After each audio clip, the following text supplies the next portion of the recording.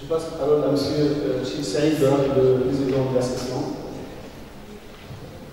Merci, ça a été. Donc, en premier lieu, j'aimerais bien remercier nos invités. Je vous aussi Abdelmajid Djem ici Kamal Kawiwani, qui ont eu la peine, qu'on les remercie énormément, suffisant. Donc, ils nous ont rendu, ils ont accepté notre invitation. Donc, tous les deux, ils sont spécialistes dans le domaine de l'énergétique. En premier lieu, je commence par présenter, c'est Abdelmajid Djem, parce que c'est lui le premier qui va présenter la première conférence, cette première conférence. Donc, c'est Abdelmajid, c'est un professeur à l'INIM. Donc, il est actuellement directeur de l'Est. C'est un grand laboratoire en énergétique à Monastir, CIS à l'INIM. Il était directeur de l'INIM pendant 7 ans. Donc, on l'a invité, il nous a fait grand plaisir. Il est venu, je suis vraiment reconnaissant. Et moi, parce que personnellement, je l'ai invité, donc il a répondu donc, à notre invitation. Je les remercie énormément d'avoir visité notre région. Il nous a fait l'honneur d'être aujourd'hui avec nous. Il va nous parler donc aujourd'hui des énergies, donc en fait les applications, les énergies solaires et leurs applications.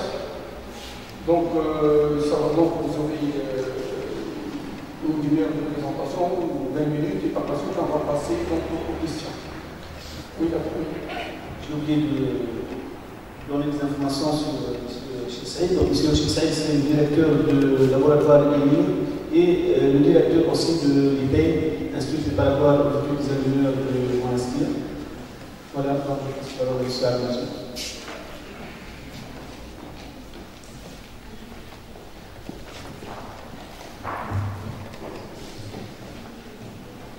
Bonjour à tous.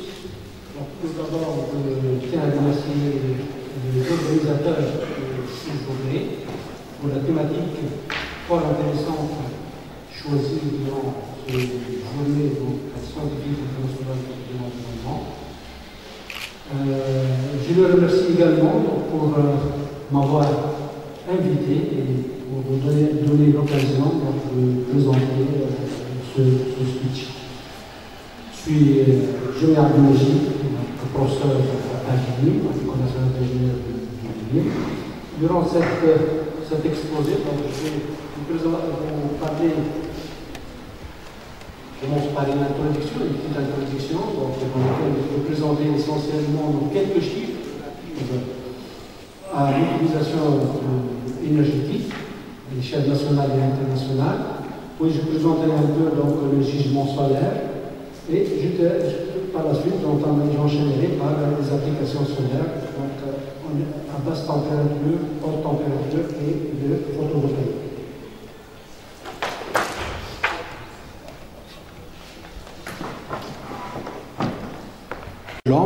L'augmentation de besoins en énergétique ne cesse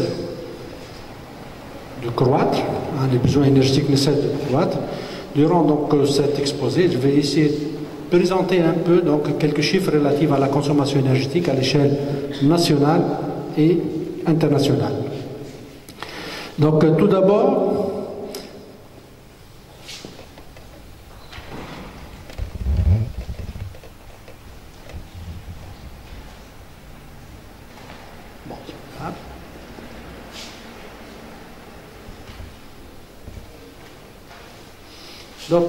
sur ce transparent, je présente la consommation mondiale d'énergie primaire sous forme d'énergie, que ce soit, il y a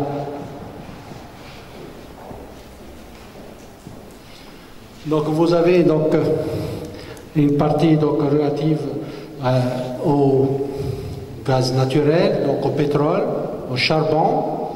Donc là, une partie relative à l'énergie nucléaire, le biocarburant. Donc on voit la grande partie des énergies utilisées, consommation énergétique, elle est essentiellement due aux énergies fossiles.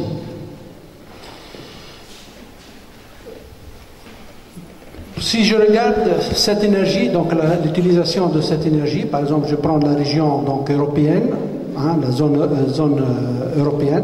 Donc cette énergie, cette consommation en énergie est essentiellement donc il y a le ménage qui représente pratiquement donc 26%. Il y a donc le transport, il représente pratiquement 30%. Et l'industrie donc représente 28% donc de consommation.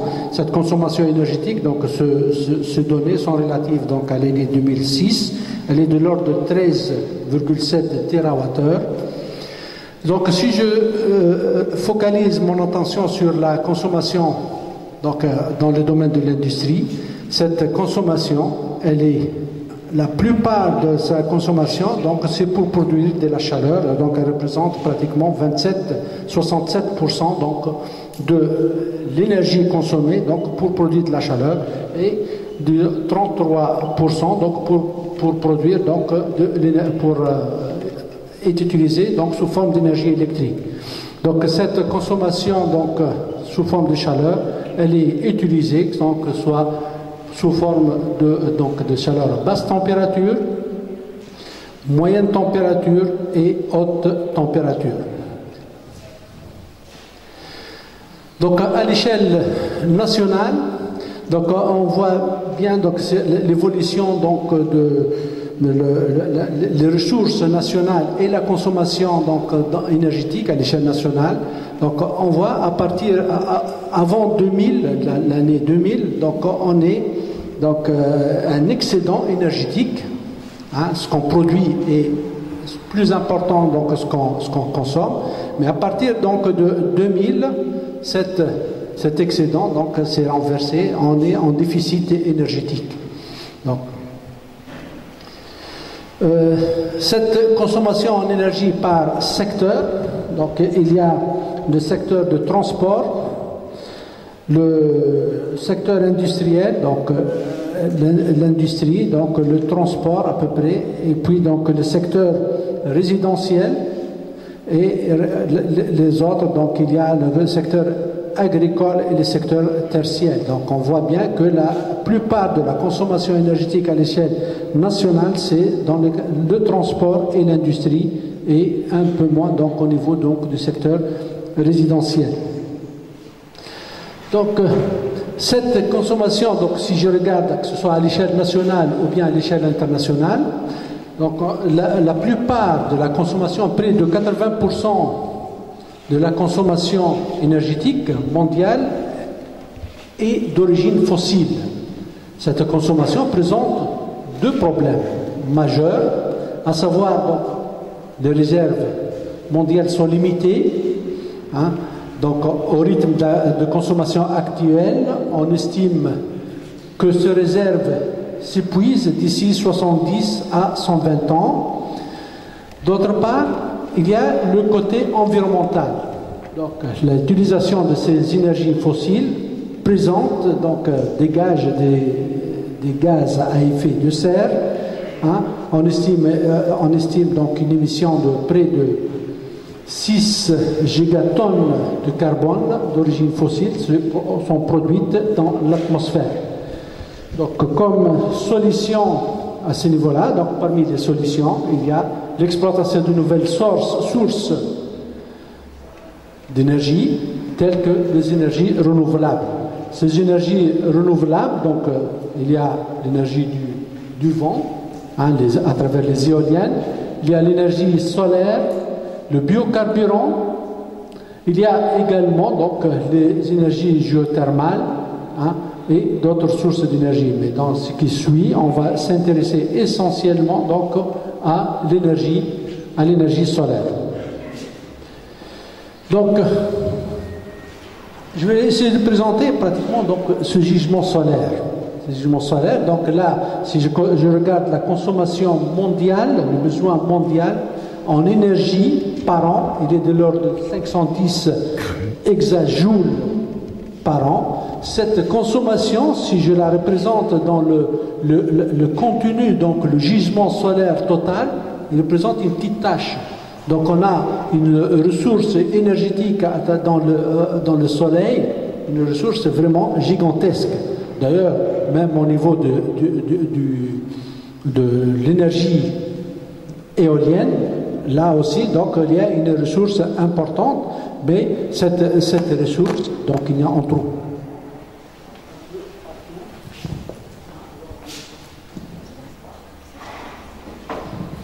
Et il n'est pas disponible un peu dans toutes les régions. Cette énergie solaire est essentiellement donc disponible de part et d'autre de l'équateur.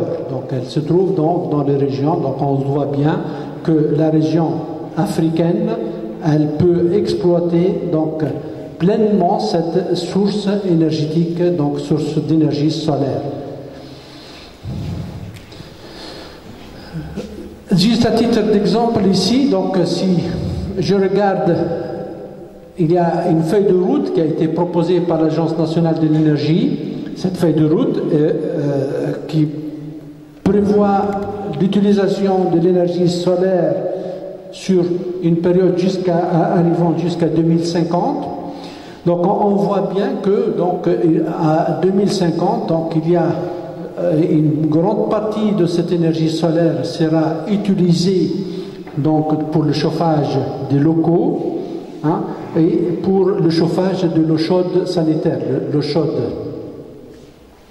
L'eau chaude sanitaire, c'est en bleu, et puis le chauffage de locaux à ce niveau-là. Donc on estime à peu près une utilisation de donc, près de 9 hexajoules par an seront exploités à travers de l'énergie solaire.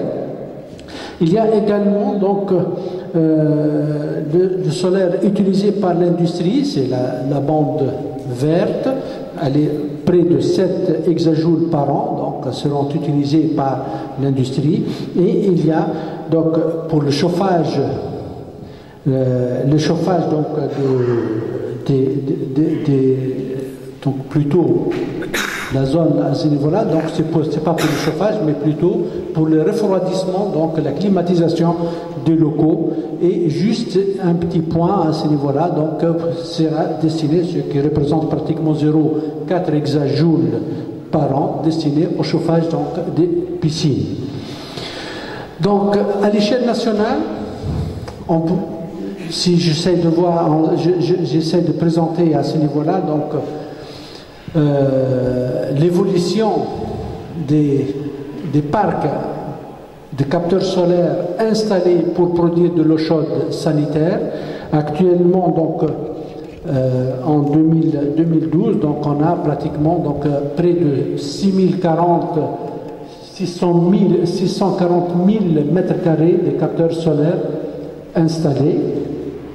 Également, donc, il y a aussi le Prosol ELEC, ou bien le toit solaire photovoltaïque qui a été engagé en 2010. Ce toit solaire, donc, actuellement, donc, il y a une installation de près de 3200 kW crête installée en Tunisie, donc, pour produire de l'électricité par photovoltaïque. Juste, donc là aussi, donc, je présente la production électrique à partir de l'énergie solaire en Tunisie. Donc là, on voit près de 3% de l'énergie solaire, de la puissance totale installée en Tunisie est représentée par les énergies renouvelables. Ici, dans ce cas-là, l'énergie, c'est l'éolienne et donc l'hydraulique. Donc l'hydraulique, c'est au niveau de Saut-Sédicelle. L'éolienne, il y a donc à Awari, donc un champ d'éolienne, et il y a aussi à Bizerte un autre champ d'éolienne. Donc ce parc, cette puissance installée, elle a pu présenter, donc elle a pu en quelque sorte fournir 1% de la consommation en énergie électrique à l'échelle nationale. Donc, je passe maintenant aux applications donc, dans le domaine de l'énergie solaire. Ces applications, donc je vais présenter donc ces applications, je vais essayer de vulgariser ces applications donc pour le grand public, hein, donc l'utilisation, donc comment on utilise ces genres d'applications hein, dans le domaine de l'énergie solaire. Ces applications sont réparties à basse température. Quand je dis basse température, donc de température qui peut atteindre donc 100 degrés Celsius, autour de 100 degrés Celsius. Il y a les hautes températures, donc on peut atteindre des températures très élevées, et hein, donc il y a le photovoltaïque, c'est production directe d'électricité. À basse température est essentiellement utilisé donc pour le chauffage de l'eau chaude sanitaire, pour le froid solaire et pour le chauffage des locaux. Donc je présenterai quelques applications là-dedans et je présenterai par la suite donc à haute température des applications disponibles donc à haute température. Je commence par les applications à basse température. Toutes ces applications se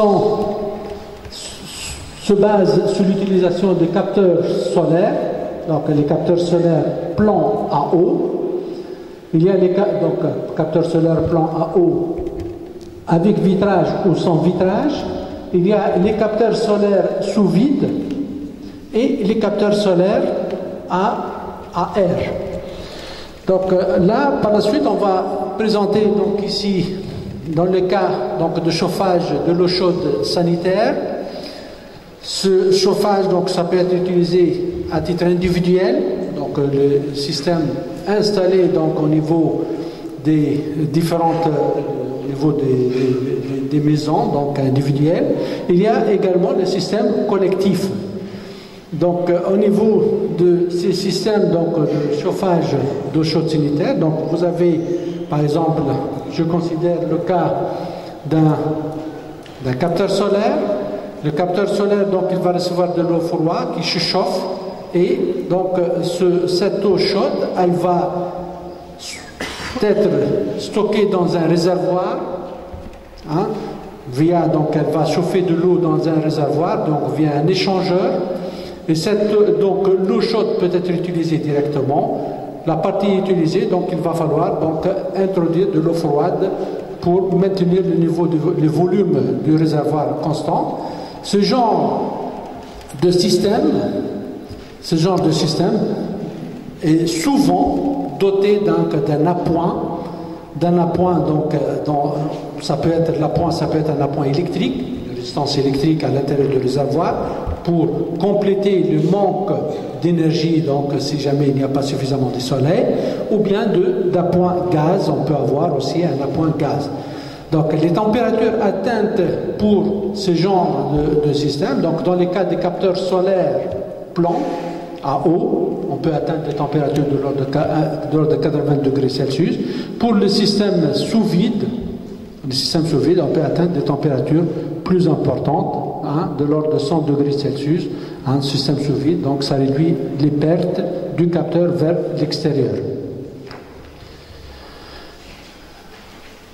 Pour ce qui est donc la climatisation solaire, donc tout d'abord j'ai voulu définir donc qu'est-ce qu'on veut dire par climatisation solaire. Donc cette climatisation solaire désigne l'ensemble de techniques de climatisation utilisant donc l'énergie solaire comme source énergétique primaire.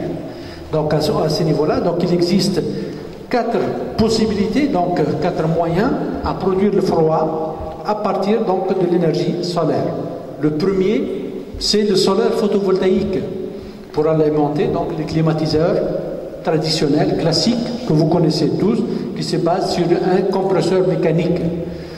La deuxième, c'est l'utilisation de l'énergie thermique pour faire fonctionner, donc pour le convertir par la suite en énergie mécanique. Ce dernier est couplé donc à un compresseur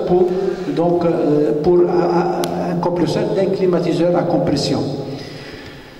Il y a par la suite l'utilisation de l'énergie solaire thermique pour alimenter une machine à production du froid par des systèmes, donc ce qu'on appelle des systèmes de sorption, hein, donc soit par absorption ou bien par adsorption, qu'on va par la suite détailler davantage.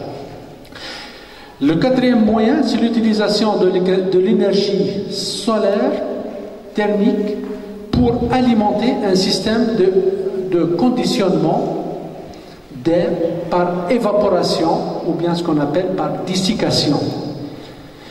Actuellement, donc, les systèmes de rafraîchissement le plus répandus sont les systèmes à sorption ou bien les systèmes par évaporation. Donc on va essayer de les présenter rapidement, donc de le schématiser donc, le plus simple possible. Donc pour ces machines, je commence tout d'abord par présenter la machine à dessiccation. Cette machine à dessiccation, donc vous avez de l'air extérieur qu'on va introduire donc vers un local qui va se trouver à ce niveau-là. Donc cet air, il va falloir la rafraîchir, la refroidir. Donc il va falloir à ce moment-là donc la faire passer à travers un filtre pour éliminer toute impureté, donc des particules en suspension dans l'air. Par la suite, donc elle passe à travers ce qu'on appelle une roue de sorption. Une roue de sorption, donc c'est un nid en quelque sorte composé de gel de silica pour capter les particules, donc les molécules de vapeur d'eau contenues dans de l'air. Donc ici, donc on capte les molécules de vapeur d'eau. Puis cet air, donc elle est préchauffée par un récupérateur de chaleur à ce niveau-là, récupérateur de la chaleur sur l'air extraite de l'intérieur. Et puis, à ce niveau-là, donc on l'injecte à travers un refroidisseur d'eau. C'est-à-dire, donc, on va le passer donc, dans un humidificateur. Cet humidificateur, donc, bien à travers une nappe d'eau dans laquelle donc, elle va arracher des particules, des molécules d'eau, donc, qui va l'évaporer. Et l'évaporation de ces molécules d'eau, elle est accompagnée en quelque sorte d'une consommation d'énergie. Donc, ça va refroidir l'air. Donc, refroidir l'air à la sortie donc, de ce refroidisseur d'eau. Puis, par la suite, donc, on l'injecte dans le local via un ventilateur. De l'autre côté, donc, du moment qu'on souffle de l'air, pour ne pas augmenter la pression du local, il va falloir aspirer le même débit du local. Donc, de l'autre côté, on aspire donc, de l'air. On le fait passer donc à travers un refroidisseur d'eau, à travers les récupérateurs de chaleur, puis on va le chauffer, monter ce niveau de température à ce niveau-là donc par un échangeur alimenté par un système solaire, un capteur solaire, un réservoir de stockage, et puis de l'autre côté donc on le fait passer au niveau d'un lit donc, de gel de silica qui est saturé à ce niveau-là, de ce côté-là. Donc, dont l'objectif, c'est de le régénérer, c'est-à-dire éliminer donc, les molécules d'eau stockées à ce niveau-là. Et puis, donc, on l'évacue vers l'extérieur.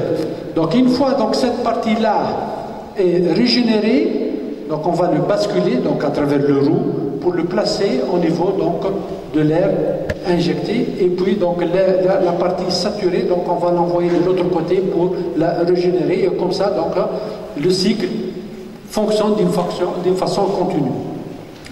Ce genre de machine à dessiccation est généralement donc, il est efficace donc, en milieu chaud, sec.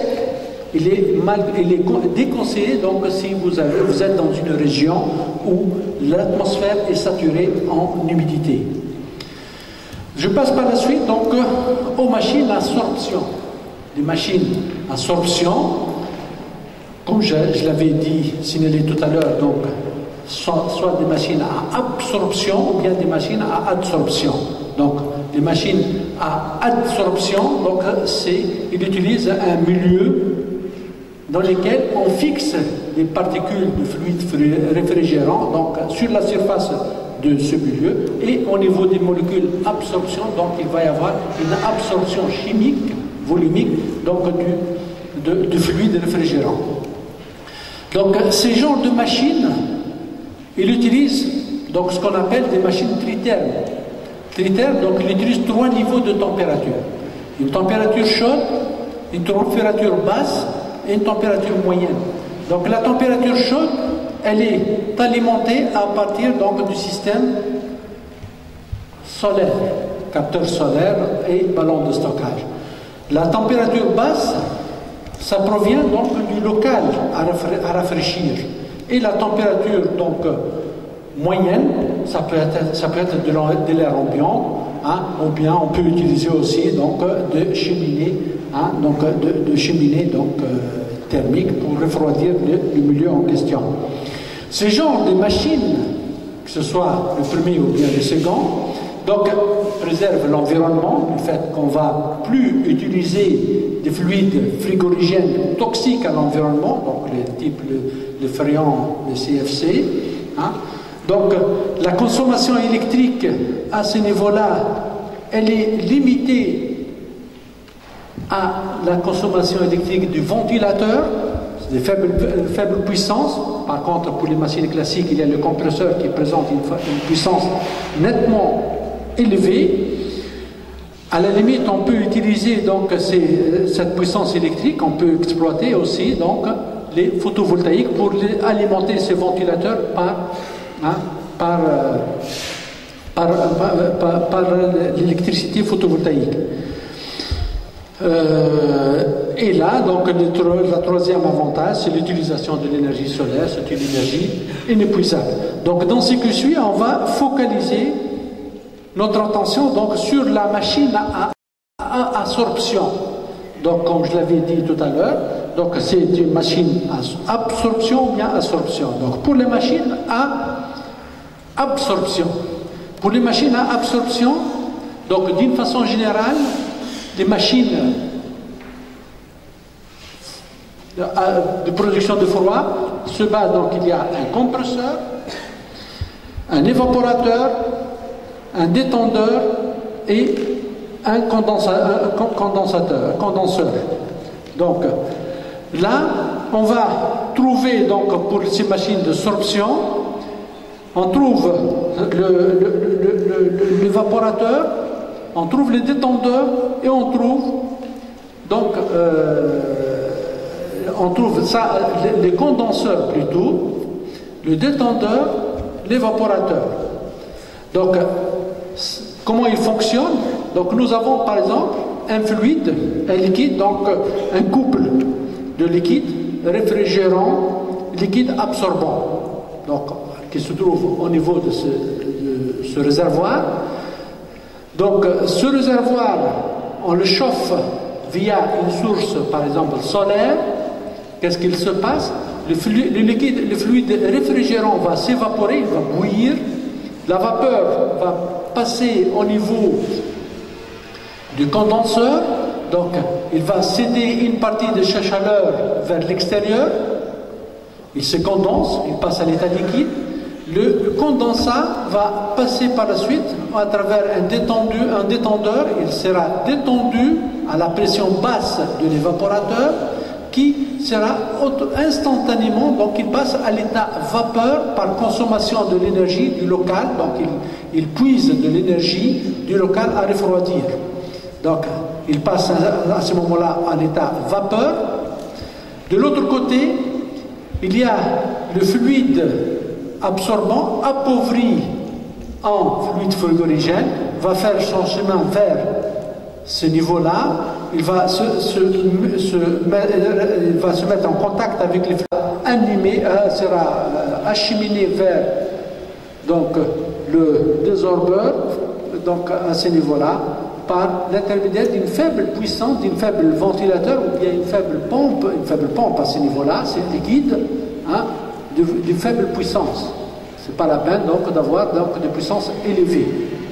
Et de cette façon-là, donc le système fonctionne d'une façon continue.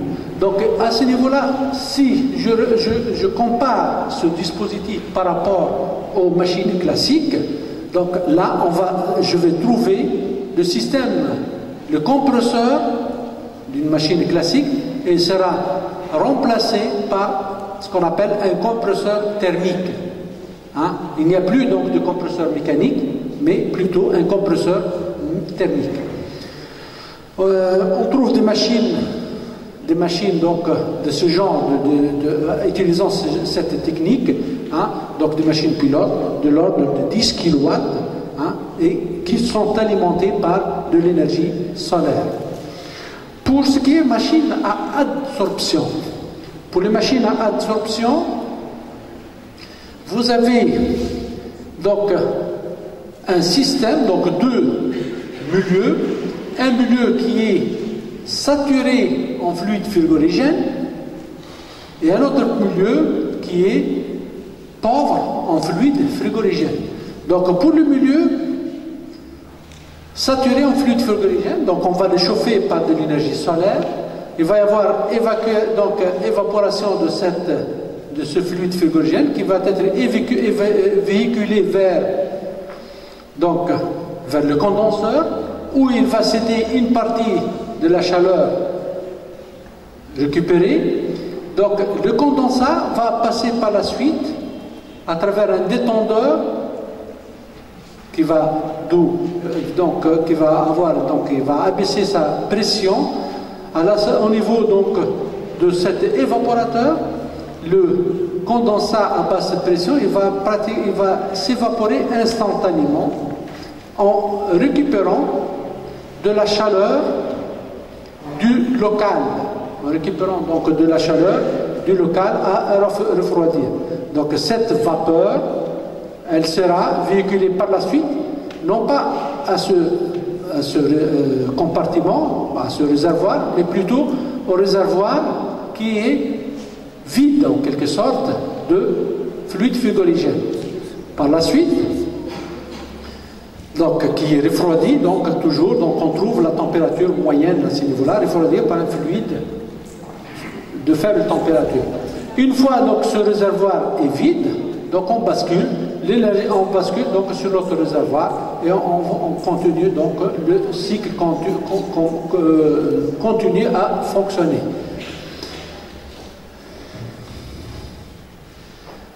Si je regarde donc par exemple l'utilisation de l'énergie solaire pour le chauffage.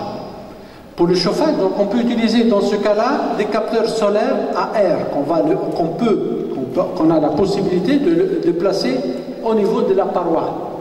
Ces capteurs solaires, donc vous avez un absorbeur qui va recevoir de l'énergie solaire. Donc vous avez de l'air qui arrive donc du local, passe à travers l'absorbeur et puis donc elle sera soufflée donc dans l'ambiance. Donc on va chauffer cet air, donc on va chauffer le local en question. Bien sûr, donc si on a aussi dans un local, donc il va falloir toujours renouveler une partie de l'air. Donc l'air à renouveler, donc ça peut être l'air à renouveler, donc on peut introduire de l'air à ce niveau-là, et puis donc il va passer, se chauffer et injecter au niveau du local. Donc ça c'est le fonctionnement en mode hiver pour le chauffage. En mode été, donc on n'a pas à chauffer le local.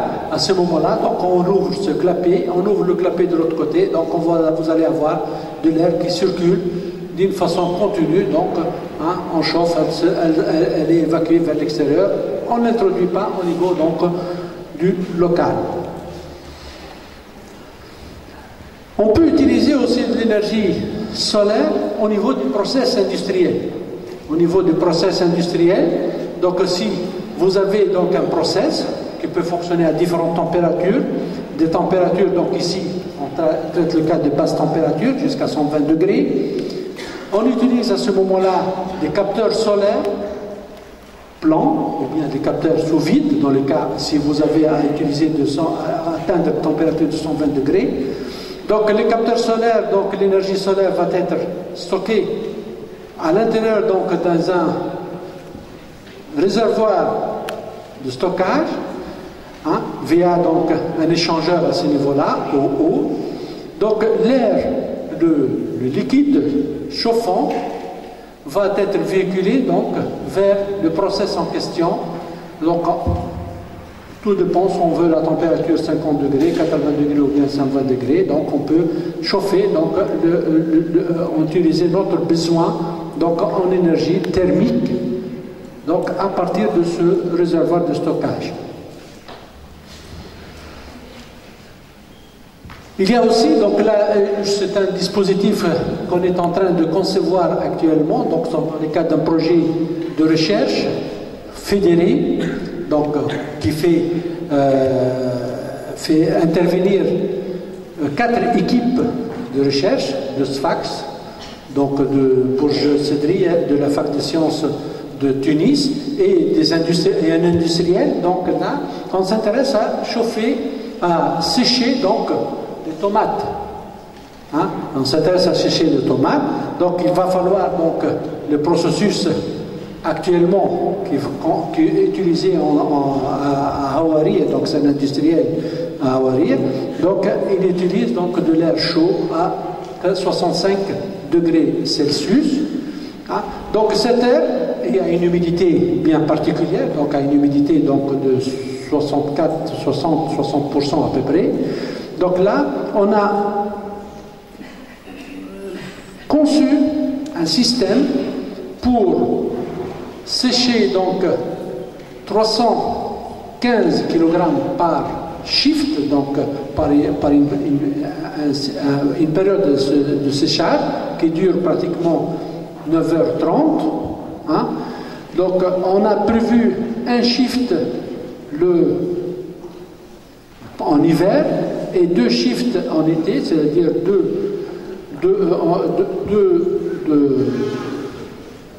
deux équipes en quelque sorte en été qui fonctionnent, une équipe la nuit, une équipe le jour, et en hiver, donc il n'y a qu'une seule équipe qui fonctionne. Donc là, donc on a la conception donc, nous a permis de fixer la surface de capteurs solaires à installer. Donc on a testé tous les types de capteurs solaires disponibles, les capteurs solaires à air, les capteurs solaires à eau plan et les capteurs sous vide.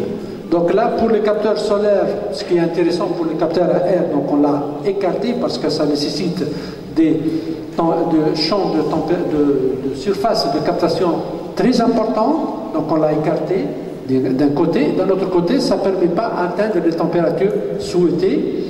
Donc là, on a étudié donc, par conséquent les capteurs solaires plans à eau. Donc 6 mètres carrés de capteurs solaires plans à eau suffisent pour satisfaire les besoins pendant ces périodes-là.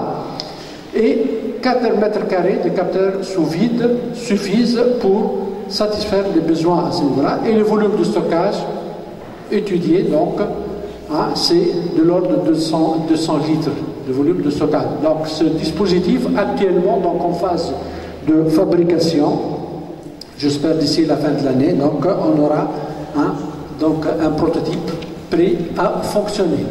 D'autre part, on trouve également donc, ce qu'on appelle le tour solaire à effet de cheminée. Ce tour solaire, donc, on prend une surface. Cette surface, donc, on la peint en noir, et puis donc on place des vitres légèrement inclinées. Donc cette de couverture, donc ces vitres les airs, donc il va y avoir en quelque sorte entre la surface peinte en noir et les vitres, donc un effet, ce qu'on appelle donc un effet de serre. Donc l'air va se chauffer, donc elle va être véhiculée vers la tour solaire, donc elle va être accélérée, et au niveau de l'entrée de cette tour, donc il va y avoir un générateur donc d'énergie électrique, donc elle va tourner sous l'effet donc de cet d'écoulement d'air. Il va y avoir des turbines qui vont tourner à ce niveau-là et qui vont produire de l'énergie électrique. Donc ce dispositif, il utilise en quelque sorte la convection naturelle. Elle présente comme avantage de ce type de système, donc il peut fonctionner sans intermittence. Hein? Donc le jour, donc, elle utilise le rayonnement solaire. La nuit, elle utilise l'énergie emmagasinée au niveau du sol. parce que le sol, donc on va le peindre en noir, donc elle va consommer, elle va absorber de l'énergie solaire, donc on va restituer donc cette énergie emmagasinée au niveau du sol. Donc on passe maintenant l'utilisation de l'énergie solaire à haute température. Donc cette utilisation à haute température, donc on l'utilise pour produire de l'électricité par des systèmes donc à concentration. Donc pour ce système de concentration, donc il y a les facteurs de concentration donc qui peuvent atteindre 1000 fois. Hein, donc, et des températures qui peuvent atteindre de 600 à 1000 degrés Celsius. Donc on dispose, je vous présente à ce niveau-là, donc deux systèmes, un installé donc en France, donc la centrale solaire de Temi, et un autre système donc installé en Californie. Donc celui de Californie donc, il permet de produire près de 400 mégawatts, une puissance de près de 400 mégawatts, hein, avec, je pense, une surface de captation de l'ordre de 3 hectares, donc de 30 000, exactement, je pense, 32 000 mètres carrés installés, donc,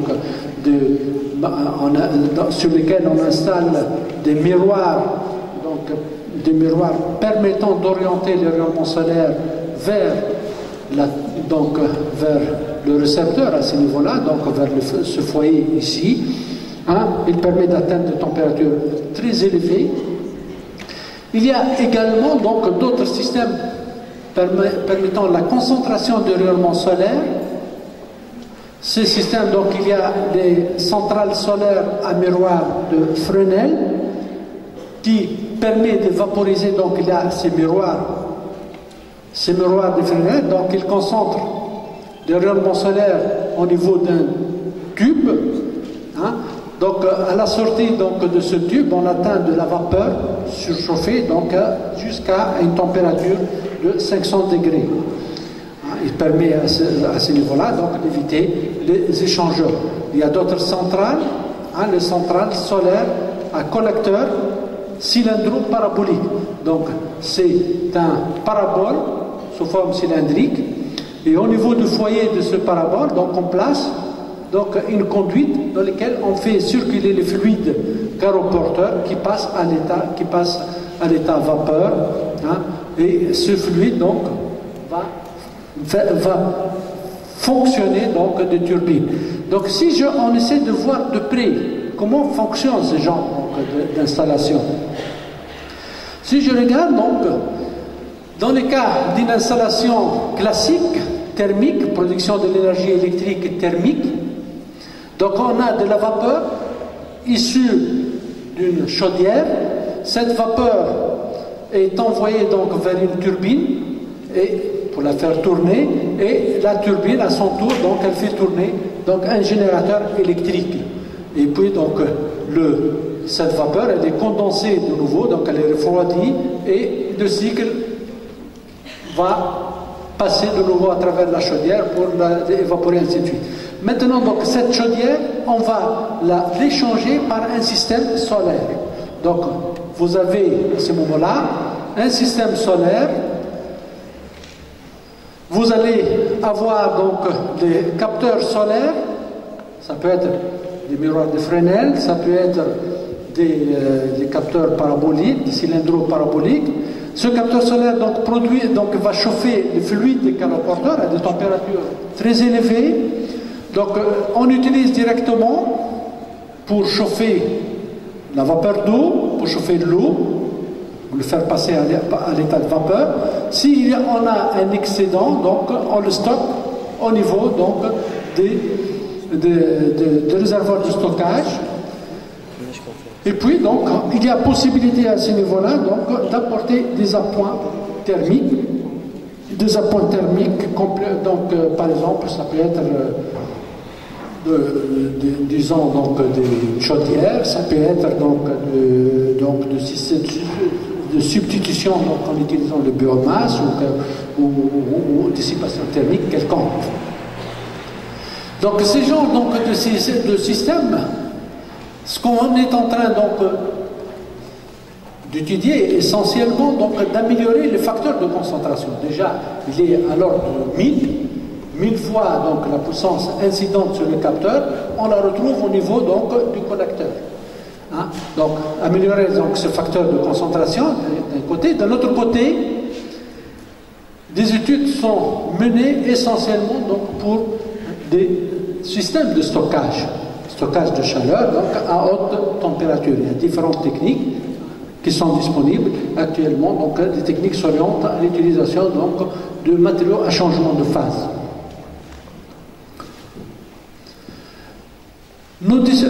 On dispose également donc des capteurs donc paraboliques qui assurent donc un facteur de concentration de l'ordre de 2000 fois hein, et permet d'atteindre des températures de 1000 degrés Celsius. Ce genre de dispositif, généralement, donc on place au niveau du foyer de ce capteur donc ce qu'on appelle un moteur de Stirling. Un moteur de Stirling, c'est un moteur dont la source de chaleur est externe. Contrairement aux moteurs que vous connaissez, des moteurs thermiques, hein, la source de chaleur, elle se produit à l'intérieur. La combustion se fait à l'intérieur du moteur. Là, la source thermique, c'est une source externe. Donc, ce moteur-là, donc, on le fait tourner et on produit de l'électricité. Donc là, c'est une centrale solaire, hein, donc, qui se trouve à Font-Romeu, à Audio. Donc, c'est quoi, qu'est-ce que je veux dire par moteur Stirling?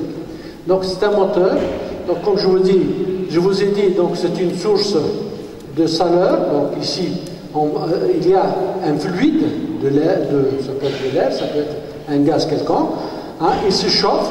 Donc la pression augmente, il va pousser le piston, et ce gaz, il va faire l'aller-retour entre ces deux réservoirs. Il se chauffe ici, il se refroidit à ce niveau-là, donc il va faire l'aller-retour et il va fonctionner donc un moteur. Et ce moteur-là donc va pouvoir fonctionner donc un générateur électrique hein, pour produire de l'électricité.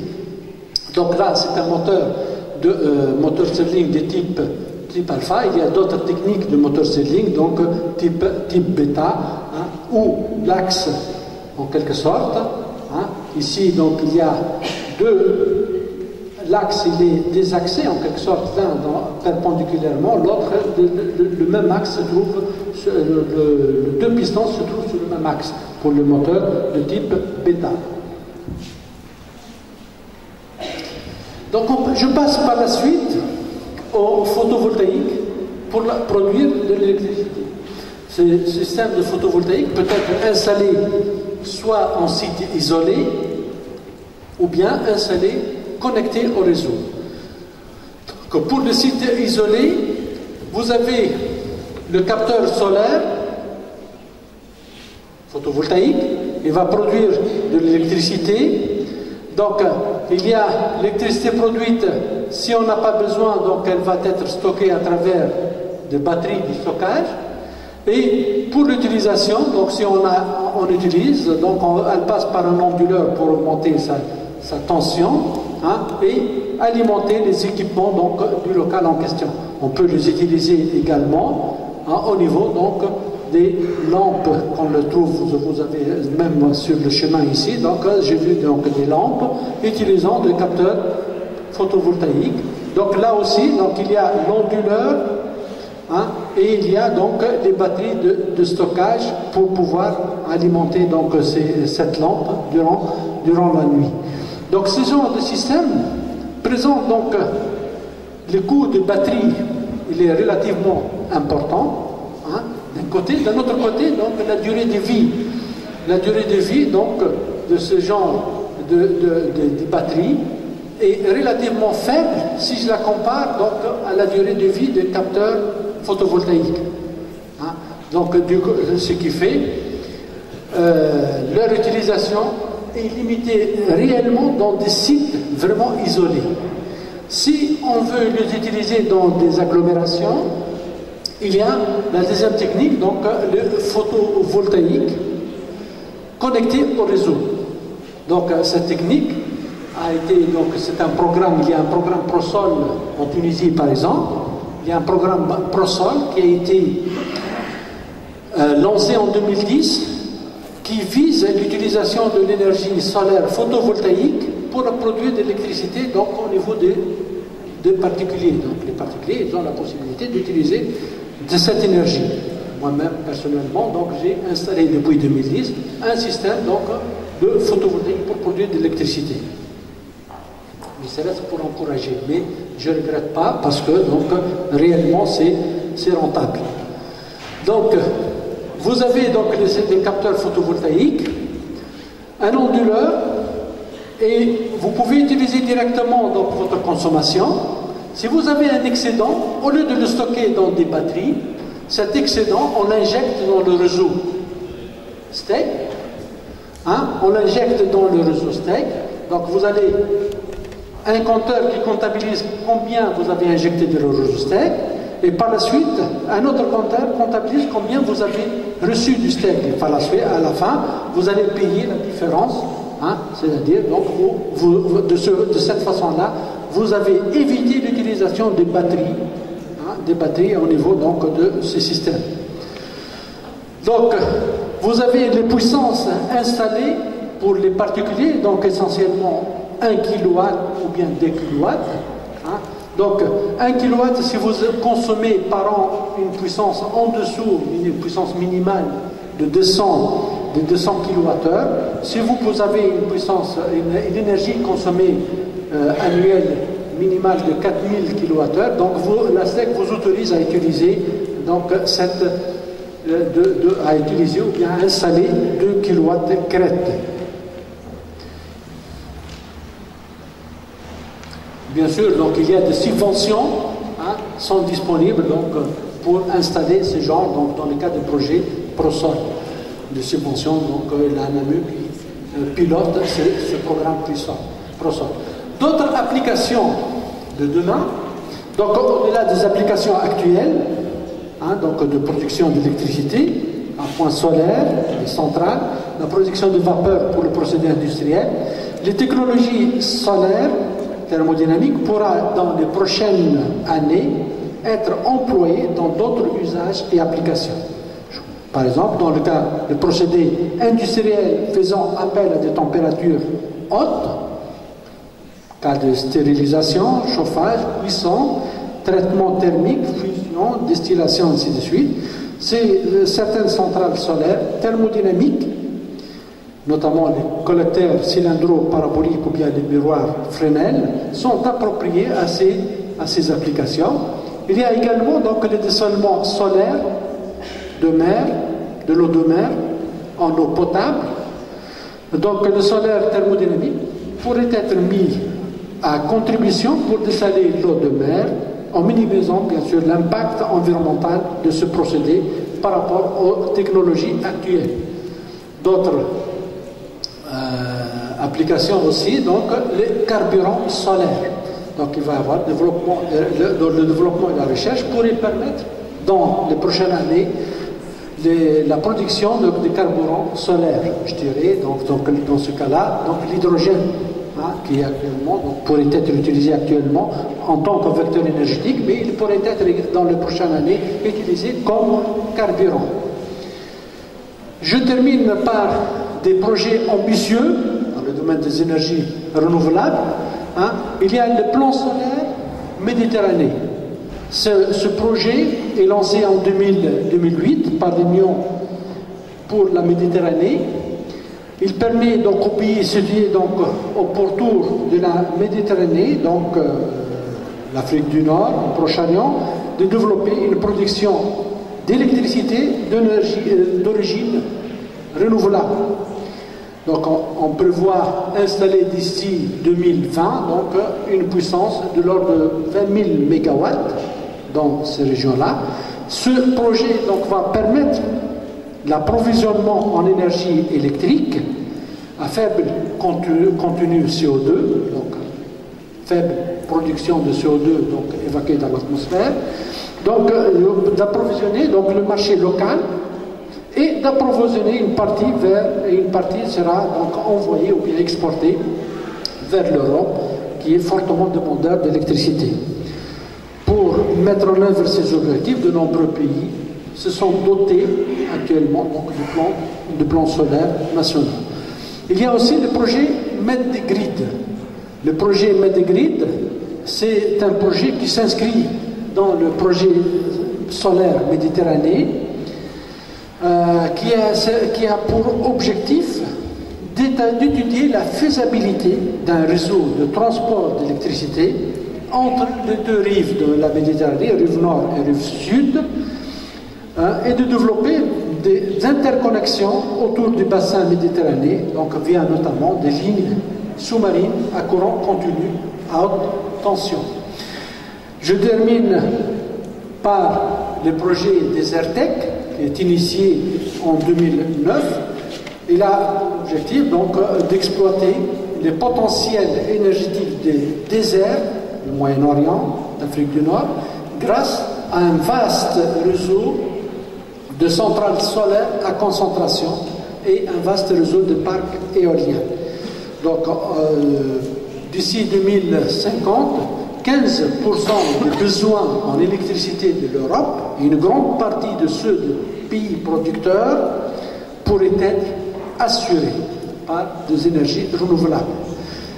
Pour aider donc l'implantation de ce projet, donc il y a un réseau universitaire, donc Desertec Network Dune, réseau Desertec Network University, qui est mis en place, donc dans lequel donc, il y a l'Allemagne, la Tunisie, l'Algérie, le Maroc, l'Égypte, donc qui va aider en quelque sorte à mettre donc à faire de la recherche pour mettre en place, promouvoir la recherche pour mettre en place ce genre de dispositifs d'installation et aider donc sensibiliser donc en quelque sorte former les formateurs, former plutôt donc les techniciens dans ce domaine. Voilà, donc je termine à ce niveau-là. Donc je vous remercie de votre attention. Il y a des questions. Merci. Si vous avez des questions, donc n'hésitez pas. Voilà.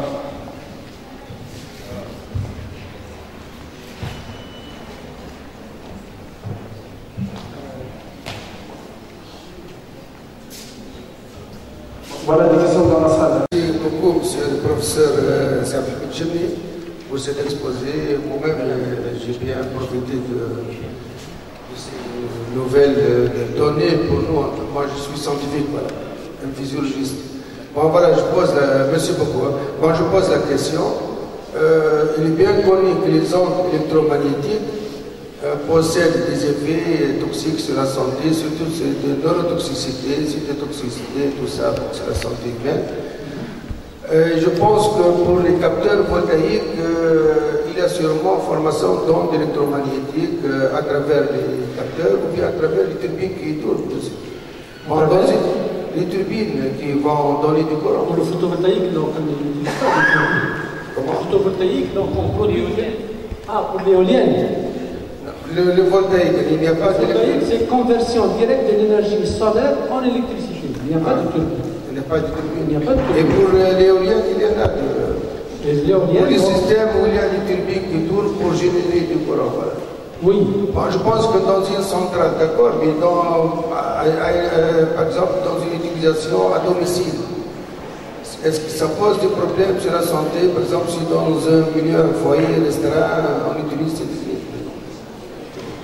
Je commence par les photovoltaïques. Voilà. Le photovoltaïque, il n'y a pas donc de production d'ondes électromagnétiques, donc c'est un système, un panneau qui reçoit de l'énergie solaire. Cette énergie solaire est convertie directement en électricité. Donc si on le place au-dessus sur la toiture d'une maison, ça ne pose pas de problème. Concernant les éoliennes, on peut installer les éoliennes donc, sur l'installation, mais bon, pour une petite éolienne, il va y avoir donc, plutôt un gène du côté donc, solaire. Les ondes électromagnétiques je ne peux pas répondre, mais plutôt donc c'est le bruit qu'elle va provoquer, donc ça peut gêner des utilisateurs.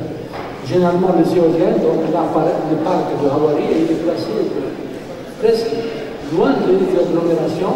Le parc aussi donc, de Bizet est placé loin de l'agglomération.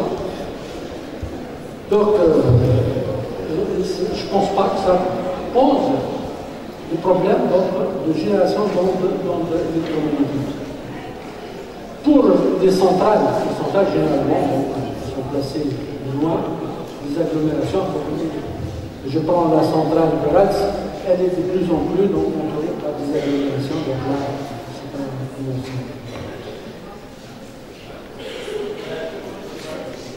quelques questions en tant que citoyen et pas en tant que chercheur. Donc je ne suis pas du domaine, je suis chercheur en sciences de la mer. Merci pour votre exposé qui nous encourage à utiliser l'énergie solaire, surtout votre expérience à domicile de mettre des panneaux photovoltaïques. Ma question, c'est les panneaux photovoltaïques sont plus rentables que si on consomme de l'électricité de la STEC. C'est-à-dire si on compare la facture STEC et l'amortissement du matériel de l'installation. Oui. Donc là, s'il n'y a pas les subventions nécessaires, utiliser des photovoltaïques actuellement revient relativement cher. Mais avec le programme ProSol, il y a près de 40% du coût de l'installation est fourni par l'Agence nationale de maîtrise de l'énergie.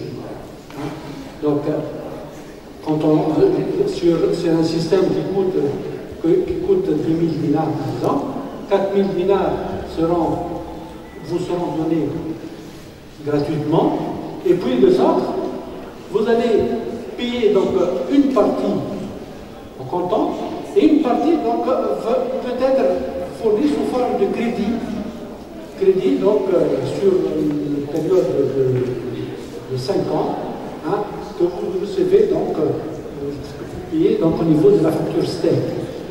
Donc c'est pour cela que ça devient intéressant à ce niveau-là. Donc 1 kW crête par an, il produit pas moins de 1800 kWh. Je vous assure que je produis plus que 1800 kWh. Je peux atteindre 1000 kWh. Mais pas moins. S'il produit en dessous de 1800, c'est-à-dire qu'il est mal installé. D'accord? Donc, s'il est bien installé, il peut atteindre plus que 2000 kWh. 2000, c'est l'équivalent de consommation de 2000 ans. C'est pour cela, donc la STEC, si jamais vous avez une consommation minimale ne dépasse pas les 2000 kWh, ne vous autorise pas d'installer parce qu'elle veut toujours vous vendre de l'électricité, mais elle ne veut pas donc racheter l'électricité que vous produisez, parce qu'elle ne veut pas payer de l'argent. Elle veut recevoir de l'argent, mais elle ne paye pas de l'argent. C'est pour cela donc elle limite l'utilisation de ces genres de personnellement. Quand j'ai demandé à installer les panneaux photovoltaïques, j'ai demandé 2 kW crête. 2 kW crête, ils ne m'ont pas autorisé parce que je consomme par an 3600 kWh. Donc ils ne m'ont pas autorisé parce que sinon la STEC va me rembourser l'excédent. C'est pour cela donc elle ne m'a pas autorisé, elle m'a autorisé un seul kW. 1 kW. Donc 1 kW crête, si je fais le compte en considérant uniquement 1800, vous avez gagné facilement par an de l'ordre, vous gagnez pas moins de 350 dinars par an, entre 350 dinars et 400 dinars par an, avec le prix actuel de l'énergie électrique. L'avantage pour ces panneaux photovoltaïques, ils ont une durée de vie de l'ordre de 20 ans. Quand j'ai installé, donc c'est une durée de vie de 20 ans. 20 ans, mais actuellement, donc, il atteint de 25 et même plus, 25 ans. Donc l'installateur vous donne une garantie donc, de 25 ans actuellement. Et d'autre côté, de notre côté, donc, le prix il a baissé par rapport à 2010, parce que je l'avais installé en 2010, donc le prix il a nettement baissé. Donc, à 2010, il coûtait vers 2000 dinars actuellement, donc je pense à 7000 dinars à peu près.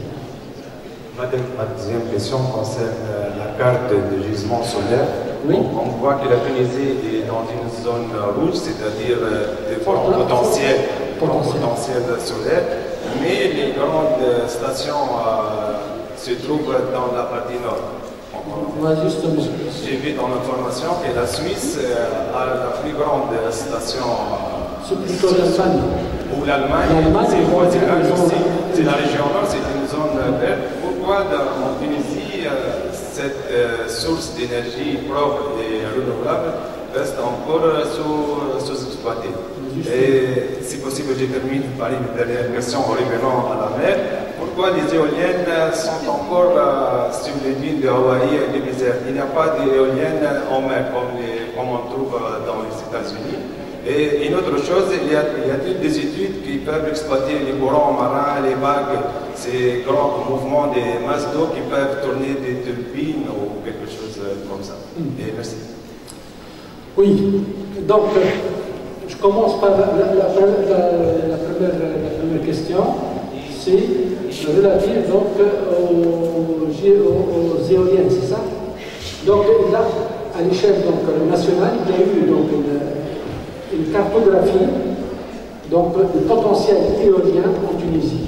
Donc là, l'ANAME, donc elle s'en est chargée, donc elle a placé donc, une cartographie donc, de l'énergie la plus importante, c'est dans la région Hawaï, et puis dans la région de Sidi Abrahman, donc je m'appelle Sidi Abrahman, puis à Bizet. Donc là, ils ont installé, donc probablement dans le futur. Donc, il y a aussi donc, un potentiel au Sahara. Mais pour l'instant, ils sont un peu réticents, donc l'installation au niveau du Sahara, parce que tout le monde sait, au niveau du Sahara, il y a le vent du sable, et ils ne sont pas actuellement donc, sûrs de la résistance de matériaux donc, à ce vent de sable. La deuxième question, c'est les installations donc, utilisant donc, le système des vagues marines. Bon, il y a des systèmes donc, de vagues marines, donc ça c'est sûr, mais les installations utilisant ce genre de vagues, il y a les vagues, des hautes vagues, et il y a aussi des systèmes de petites vagues. Ils utilisent donc les petites vagues. Là, ce sont des systèmes qui sont relativement coûteux.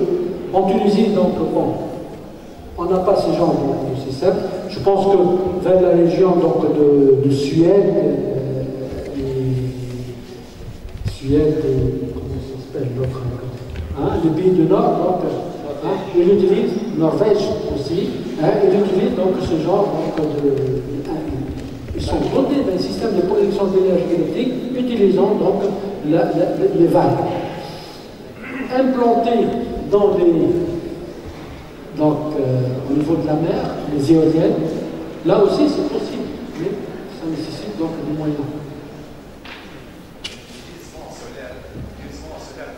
Oui, les gisements solaires, donc, actuellement, ceux qui sont le plus forts donc, dans ce domaine-là sont les Allemands. Donc, ils exploitent à fond l'énergie solaire, que ce soit photovoltaïque, les CSP, donc les éoliennes, ils exploitent à fond donc, cette énergie. Malheureusement, ça, parce qu'ils ont cru à cette énergie, si je le compare par rapport à la France, pendant la crise européenne pétrolière, donc vers les années 70, tout le monde sont branchés donc, sur l'utilisation de l'énergie solaire. La France, l'Allemagne, tout ça. Avec la baisse du prix du pétrole, la France a laissé à côté donc, l'exploitation de cette énergie solaire, donc les recherches dans ce domaine-là. Par contre, les Allemands, ils ont mis des paquets à fond, et là, ils sont des pionniers donc, dans ce domaine d'utilisation de l'énergie solaire. Donc, il faudrait qu'il y ait des moyens donc, à ce niveau-là. Donc, monsieur, j'ai deux questions. La première, c'est à propos de votre introduction, la deuxième, c'est l'énergie renouvelable. Dans votre introduction, vous avez dit que l'énergie solaire reçue par la Terre, elle est, notre consommation, elle est simplement une tâche dans cette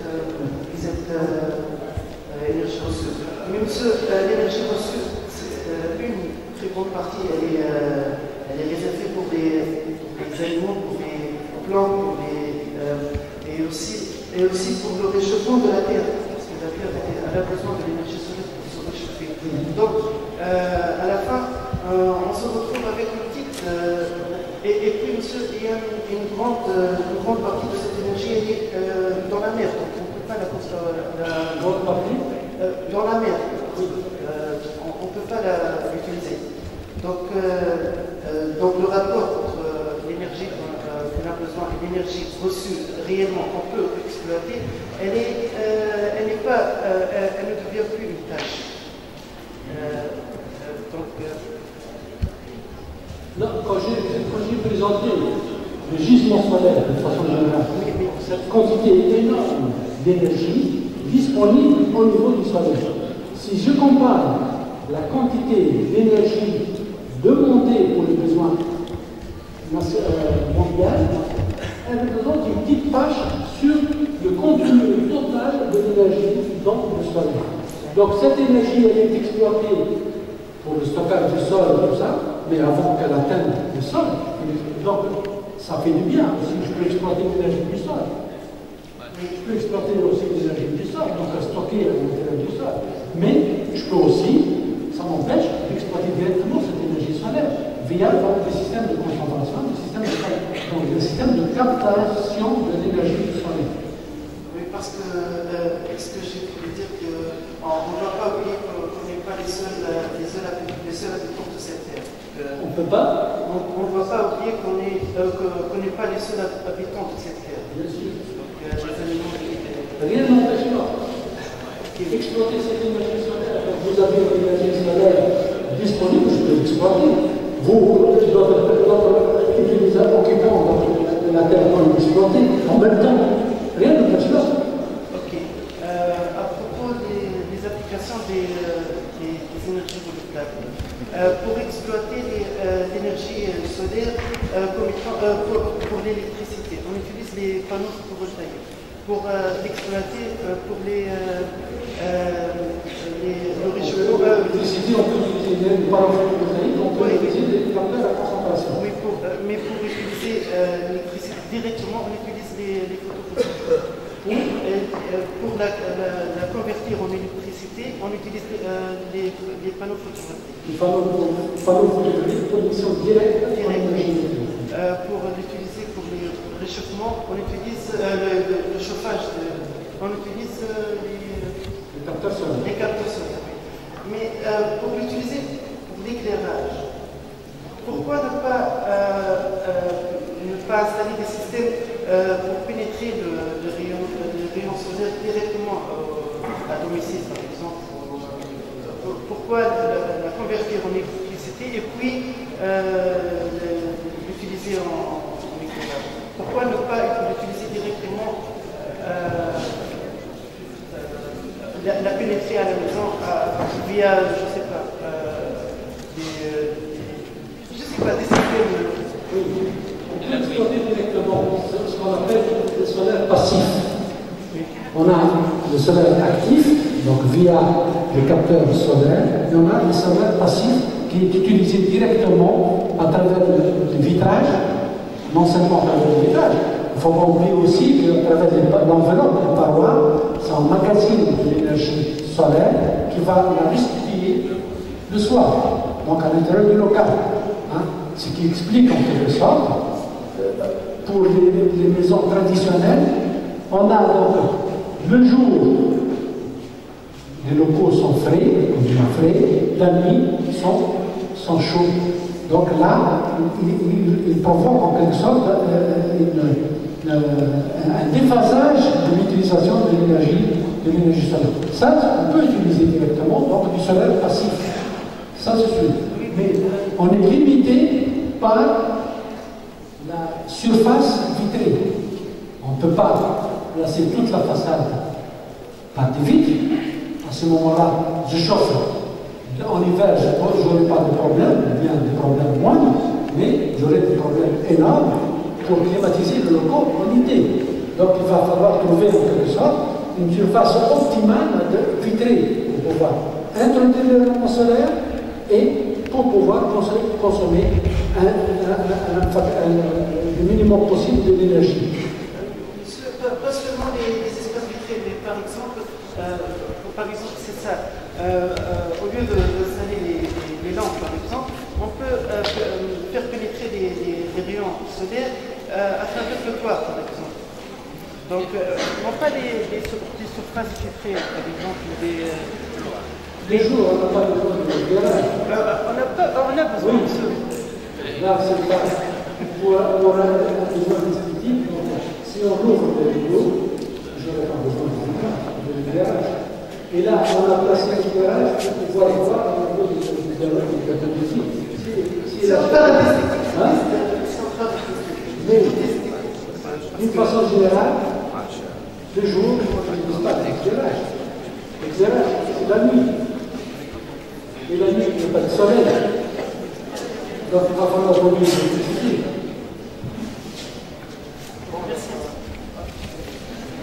Sur le plan politique, visant à coopérer avec des pays dont l'expérience des énergies renouvelables a fait un grand succès, tel que l'Allemagne par exemple, qui produit de nos jours 7 fois d'énergie suffisant à ses besoins. Alors, surtout que l'Union européenne n'a pas vraiment pris au sérieux l'exploit de l'Allemagne, et continue à promouvoir une exploitation en plein régime de l'énergie nucléaire et fossile. L'Allemagne de nos jours cherche des pays avec lesquels elle peut coopérer et elle n'a pas trouvé de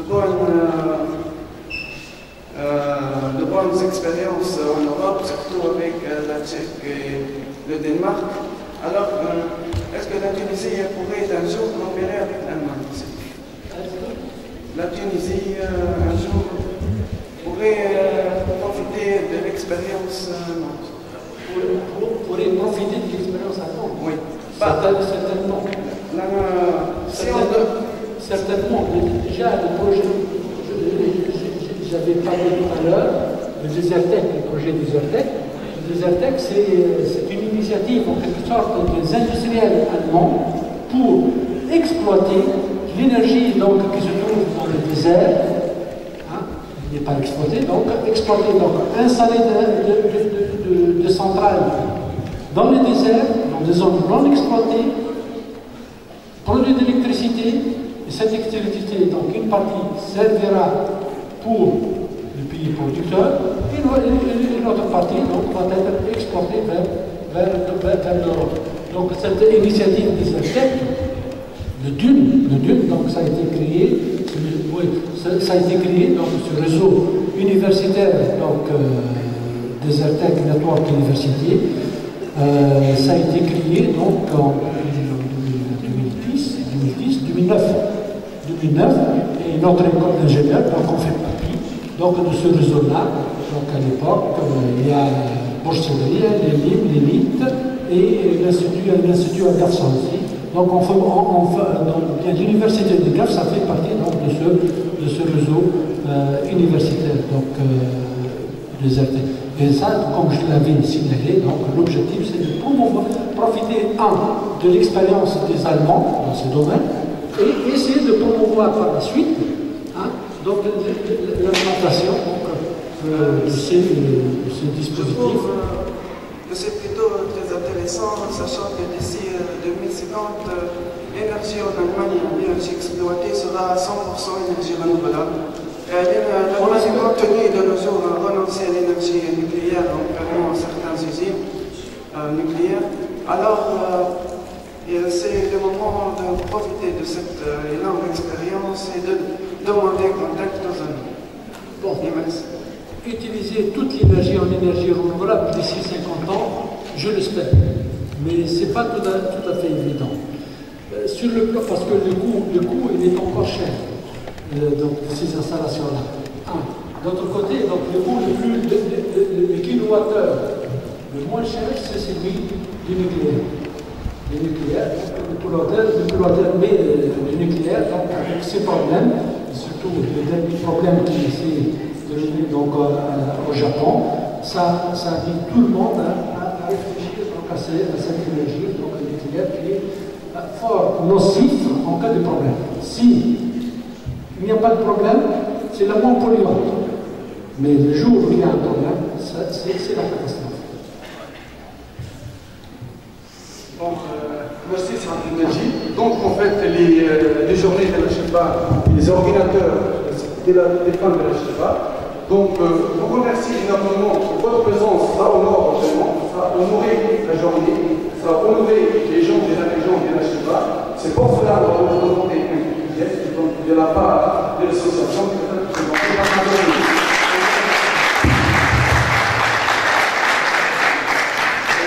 Il y a aussi donc, les femmes de la Shifa. Donc, ça reste comme c'est les on remercie